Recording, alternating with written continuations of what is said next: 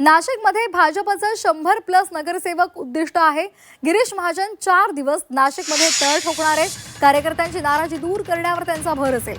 नाशिकमध्ये भाजपचं 100+ हे उद्दिष्ट त्यांनी ठेवलेलं आहे आणि त्यासाठी गिरीश महाजन तळ ठोकून नाशिकमध्ये 4 दिवस असतील।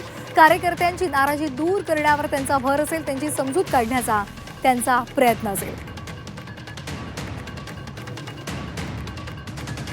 तर भाजपचं हे उद्दिष्ट आहे आणि यासाठी गिरीश महाजन हे त्यासाठी प्रयत्न करणार आहेत।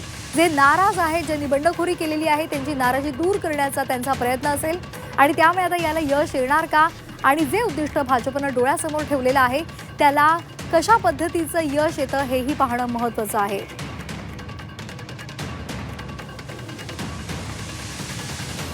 तर गेल्या काही दिवसांपासून आपण पाहतोय नाशिकमध्ये सुद्धा अनेकदा आपल्या नाराज कार्यकर्त्यांनी त्यांना रोषाला सामोरं जावं लागलेलं होतं। भाजपला तीव्रपणे बंडखोरी सुद्धा झालेली आहे आणि त्यांनी नाराजी व्यक्त केलेली होती आणि या सगळ्याच्या पार्श्वभूमीवर भाजपनं 100+चं उद्दिष्ट ठेवलेलं आहे।